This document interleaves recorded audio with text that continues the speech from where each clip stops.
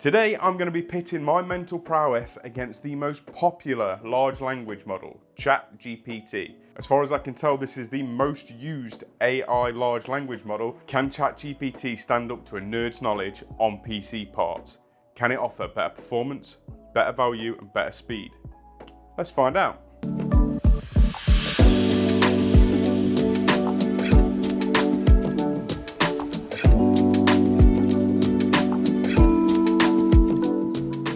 So the challenge. I am going to challenge ChatGPT to create a parts list for a £1,000 gaming PC. It needs to have CPU, RAM, well there's half the budget, motherboard, graphics card, at least a terabyte of storage, power supply, and a case, and a CPU cooler. And the winner will be whoever can spec a more powerful PC. As far as I understand AI, it isn't actually AI. They are large language models that have got very sophisticated pattern recognition. I'm quite confident that I'm going to be able to beat ChatGPT across the board. Better part selection, better performance, and I'll be able to do it quicker. However, let me know what you think. Before you go any further in this video, comment down below, can I beat ChatGPT? Is my knowledge and my experience more powerful than a large language model? My experience with ChatGPT was not a smooth one at all. The first part list that it gave me a mismatched CPU motherboard. It gave me an AM5 motherboard for an AM4 CPU. So we weren't off to the greatest start. It also gave me some random recommendations for PCs, PC and monitor bundles and things like that I did not ask for. In order to stop getting these random recommendations, I had to get really specific. So I asked ChatGPT, spec me a £1,000 gaming PC with these parts: CPU, motherboard, RAM, graphics card, power supply, case, and at least 1 terabyte of storage. I explained that the gaming PC needed to be very capable at 1080p and that the kind of games that I'd be wanting to play would be Cyberpunk, CS2, Fortnite, and Doom the Dark Ages. So it had all the information that it really needed. I wouldn't really need any more information than that myself. So at this point, I've now got a list of parts. Winning, that's fantastic. I'm about 10 to 15 minutes in. Now, there was a lot of questions and a lot of back and forth with ChatGPT before I really understood that I needed to get specific. So not really ChatGPT's fault. I'm the one that hasn't really used large language models before, so I wasn't really experienced enough to ask the right questions to get the answers that I needed. So, looking through the parts list, which I'll put here, you'll notice one massive problem. And it's also a problem I noticed straight away. There's no CPU. So we had to go back again to ChatGPT and get it to add a CPU. Add a CPU in, please ensure that the budget stays under £1,000. And we got a list. And this is the list. We got a very capable CPU, the 5600. We got a B550 gigabyte motherboard, 2 sticks of 8 gigabytes DDR4 memory, a 1 terabyte SSD, a 650 watt power supply, the Antec C5 case, which I have built in before and is a very, very nice case, and an RTX 3060. However, we ran into a problem. ChatGPT tried to pull the wool over my eyes. It outright tried to cheat. During the Rampocalypse of all things, it tried to cheat me. Even though it didn't even know that this was a competition, and it still tried to cheat. This is the RAM kit that it spec'd. You notice anything? Yep, that's right.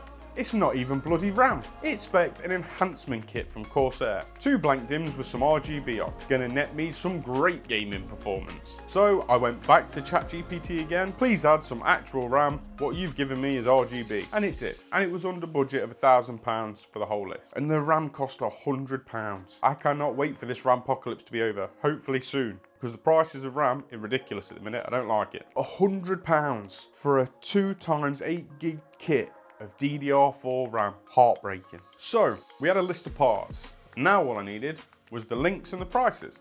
And then we're done. And we ran into another problem. I tried everything to try and get it to give me just the direct links to the Amazon site or the Overclocker site or the Scan site, and it just wouldn't do it. It even started getting confused about the parts that it had spec'd in the list and started giving me different parts or different prices for parts that it had already spec'd at a lower price. There was an SSD that from Currys was £65, and from Amazon it was £85, and it kept getting itself arse about tit and giving me the wrong one. So in the end, all I did was click on the Google Shopping link that came up with the little sidebar with all the options, and whatever the cheapest one there was, that's the part that I added. Now, the total for this came to about 800 and something pound. I'll put the actual value up here. It was about £200 off the budget, and to be honest, I was quite excited at that. I was like, well, I've got this beat, I've got an extra £200 worth of budget to use. I can absolutely wail on it. And at this point, I was getting excited. So I've done it easily. I was thinking about the songs that they'd write about me, about the small bearded fat man from the UK that had absolutely destroyed ChatGPT across the board. The sonnets, the poems, the songs, I could hear the victory music. At that point, I brought myself back to reality and thought I'd best give it another shot. So I asked it for a better graphics card. Please change the graphics card. I want a more powerful graphics card than the one that you've spec'd. And it gave me 6 options. It gave me 4060 Ti's, it gave me 9060 XTs, it gave me 3070s. It took me ages and ages, and it just kept wanting me to choose. These are more powerful, pick one. Not the game, not what we're trying to accomplish. I need you to give me a parts list. And after about an hour and 15 minutes, I was about done. I'd let it punch itself out, I'd took a knee, and I thought, fuck it. I'm going to take your first answer. You've only got yourself to blame. So then it was my turn. And here is the list that I came up with for just under £1,000. We've got the 7600 from AMD. I paired this with some very basic Crucial DDR5 RAM. So we've got 2 sticks of Crucial DDR5 8GB modules at 5600 mega transfers per second for 130 quid. The RAM price at the minute are pathetic. A B850M motherboard, 1 terabyte of Gen 4 SSD storage, a 750 watt gold modular power supply, all encased in the Elite 301 case. And the graphics card that we got, a 9060 XT 16 gig. For £1,000 with the current SSD and RAM prices, we got 7600 and a 9060 XT 16GB build. Oh my God, that is awesome. Considering the current RAM prices, that is amazing. It really is. And across the board, ChatGPT got bodied. It had a weaker CPU, weaker motherboard, weaker RAM. Wherever there is a measurable difference in the components, ChatGPT lost. Now, as much as I enjoyed doing this little challenge and seeing what would happen, I was under no illusions that experience is going to beat a large language model when it comes to something as niche as this. I knew it was going to be a walk in the park.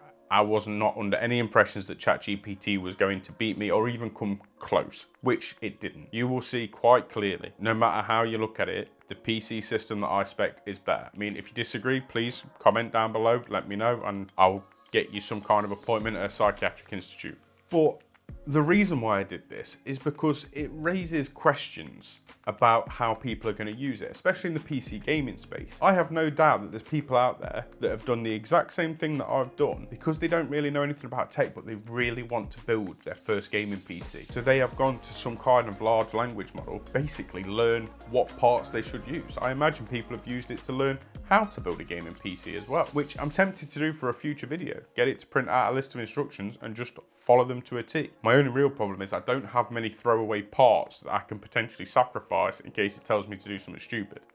And to be honest, I started thinking, if I was in that position and I took ChatGPT's advice on board and I'd spec'd my system with how it recommended, how bothered would I be? Coming from a place of not knowing, a place of ignorance, not even ignorance, but not being educated in PC hardware and stuff like that, would I be that bothered? And all I could think was probably not. Because even though the system that I spec'd is way more powerful than the system ChatGPT spec'd, it did what I asked. Whoever builds that list is gonna get a gaming PC capable of 1080p that will play Cyberpunk, that will play Fortnite and CSGO. Quite happily. And not only that, but technically ChatGPT saved them £200, which they could use to buy games. Or they could put in a savings account and they can upgrade that system later on when they've learnt a little bit more, when they know a little bit more what they want. Go towards a better monitor, go towards peripherals, go towards speakers, a headset, keyboard, mouse. That money could be spent elsewhere or saved. Yeah, it didn't do well. But for someone just getting into PC gaming, I don't think it failed. And I quite like that. As much as I'm not a massive fan of large language models and I'm quite worried about the shape of the world going forward with all this large language models and AI and everything else, it's a very good place if you want to learn quick. Because I could have quite easily expanded what I was talking to ChatGPT about. Explain to me why these parts have been picked. Why did you pick the 5600? I picked it because it's Zen 3 and it's got 6 cores and it's got a decent boost clock. Okay, cool. You could quite easily get to a point of learning a lot of information very, very quickly using ChatGPT. And on that side of it, I love that. I love the idea that someone could use ChatGPT or large language models to just ingest an incredible amount of information in a short space of time and go from being a complete and utter noob when it comes to PC hardware to all of a sudden feeling like they've woke up a little bit. It's like, oh, I'm starting to understand this now. There's so many ways that you can learn with it, and that's exciting. The only caveat that I will say across this whole thing is when it comes to using large language models, don't just use them. Get an idea, take that list and go and ask someone. Post it to some kind of subreddit, like PC Help subreddit, or a Facebook group and a thread that's on there. And one that I think gets overlooked a lot is asking a local tech shop. Ask your local repair techs, especially if in their marketing and their websites and stuff like that, that you can see that they have gaming PCs. So they probably know about the hardware and stuff. Ask them their opinion. And if they don't give you their opinion because they want you to buy from them or whatever, just go to a different shop. They're obviously not the shops you should be using anyway. What do you guys think? What do you think about large language models? What do you think about the capabilities of learning from large language models? And is there anyone out there crazy enough to think that I actually lost this battle?